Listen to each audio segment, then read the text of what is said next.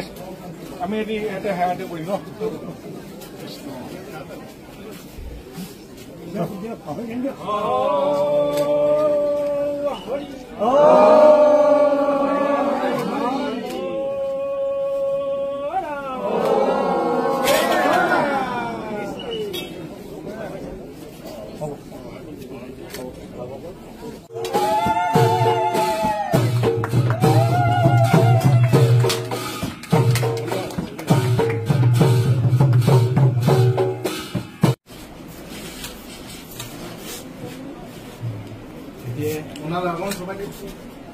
মৰিয়নি সমষ্টিৰ কাৰণে আজি এটা খুব আনন্দৰ দিন অতি গুৰুত্বপূৰ্ণ দিন ঐতিহাসিক দিন আজিৰ দিনটোত যিটো CD অফিচ অৰ্থাৎ সমজিলা আয়ুক্ত কাৰ্যালয় আমি আজি আনুষ্ঠানিকভাৱে উদ্বোধন কৰিছোঁ আমি 39টা ফাৰ্ষ্ট পেজত উদ্বোধন কৰিছিলোঁ আৰু আজিৰ তাৰিখত সমগ্ৰ অসমতে 10টা এনে সমজিলা কাৰ্যালয় তাৰ ভিতৰতে টিয়ক আৰু মৰিয়নিত মই মৰিয়নিত মাননীয় মুখ্যমন্ত্ৰী ডক্টৰ হিমন্ত বিশ্ব শৰ্মা ডাঙৰীয়াই দায়িত্ব অৰ্পণ কৰাত বিধায়ক আমাৰ ৰূপজ্যোতি কুৰ্মী ডাঙৰীয়া জিলা আয়ুক্ত আৰু ইয়াত সমজিলা আয়ুক্ত যাক দিছে অভিজিত গগৈ বা সকলো অফিচৰ ষ্টাফৰ সহযোগত আজি আনুষ্ঠানিকভাৱে কাৰ্যালয়টো উদ্বোধন কৰা হৈছে ইয়াত চৰকাৰৰ মুখ্যমন্ত্ৰী মহোদয়ৰ যিটো ইচ্ছা প্ৰশাসনক ৰাইজৰ ওচৰলৈ চপাই নিয়া আজি সকলো আজি যিটো যোৰহাটত গৈ জিলা আয়ুক্তৰ ওচৰত কাৰ্যালয়ত কাম কৰিবলগীয়া সেইখিনি ইয়াতে সকলো সম্ভৱ হৈ উঠিব গাঁৱৰ ৰাইজক প্ৰশাসনৰ ওচৰত লৈ যোৱা আৰু সকলো চৰকাৰী আঁচনিবিলাক যাতে সময়মতে আৰু সকলো গাঁৱৰ ৰাইজে সকলোৱে যাতে এইখিনি পাব পাৰে সজাগতা আহে কাৰ্যালয়ত আহি বিষয়াসকলক লগ কৰিব পাৰে আজি ইয়াত বিশেষকৈ আমি 5টামান বিভাগ আৰু ছাপ্লাই যিটো ইম্পৰ্টেণ্ট আছে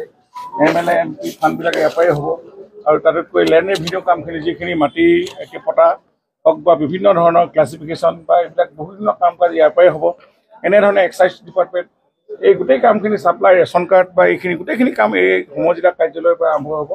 আৰু পৰৱৰ্তী সময়ত আৰু ইয়াত বাঢ়িব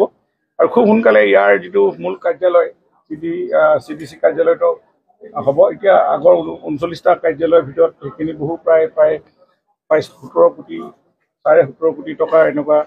বিল্ডিং হ'ব যাতে 5 ষ্টৰী এনেকুৱা আৰু তাতে সকলো বিভাগৰ বিষয়াসকলে উপস্থিত থাকি ধুনীয়াকৈ এইটো কৰা কনচেপ্টটো আছে গভৰ্ণমেণ্টৰ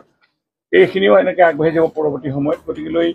এই মৰিয়নি সমষ্টিৰ ৰাইজৰ কাৰণে খুব ভাল দিন তাতে গাঁৱৰ গাঁৱত এনেকুৱা অফিচ আহি গৈছে জিলা অফিচ গতিকে এনেকুৱা CDC আমাৰ ইয়াত বহিব CDC SPও আহিব ইয়াত প্ৰশাসন পুলিচ প্ৰশাসন সকলো ইয়াতে ইয়াৰ পৰাই গোটেই সমষ্টিটো কাম কাজ এটা নিয়ন্ত্ৰণ হ'ব গতিকেলৈ এই হ'ল প্ৰশাসনক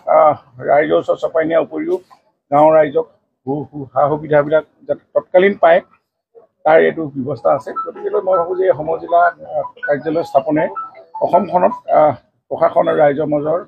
যিটো সম্পৰ্ক আৰু অধিক দৃঢ়তা বা আৰু অধিক গঢ়ি তুলিব পাৰিব সম্পৰ্ক যাতে সকলো কামখিনি ৰাইজে সময়মতে পাব পাৰি এইখিনি আমাৰ মূল আজি আমি এই মৰিয়নি সমষ্টিৰ এই কাৰ্যটো উদ্বোধন কৰি আনন্দিত হৈছোঁ আৰু আজি ইয়াৰ ৰাইজৰ উপস্থিতিত ভকত বৈষ্ণৱ গায়ন বায়ন আজি ৰাইজৰ যি উল্লাস মালহেৰে এইটো কাৰ্যালয় উদ্বোধন কৰিছে ই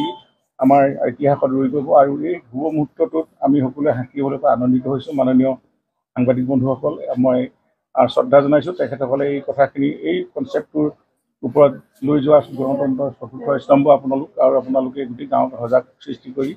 এখন শক্তিশালী গণতান্ত্ৰিক ৰাষ্ট্ৰ আৰু গণতন্ত্ৰ সকলো প্ৰচাৰ আৰু যিহেতু আমাৰ সন্মুখত 15 আগষ্ট আহি আছে আজি আৰু 3 দিনৰ পাছতে তাৰো এইটো খুব এই সময়ত তিৰংগা যাত্ৰা বা গণতন্ত্ৰক অধিক শক্তিশালী কৰা এইটো এটা পদক্ষেপ হৈ আছে গতিকে প্ৰধানমন্ত্ৰী নৰেন্দ্ৰ মোদী ডাঙৰীয়া আৰু মুখ্যমন্ত্ৰী ডক্টৰ হিমন্ত বিশ্ব শৰ্মাই এই শুভ মুহূৰ্তত ধন্যবাদ জনাই আজি আনুষ্ঠানিকভাৱে আমাৰ মৰিয়নি সমজিলা কাৰ্যালয় গ্ৰহণ কৰা বুলি ঘোষণা কৰে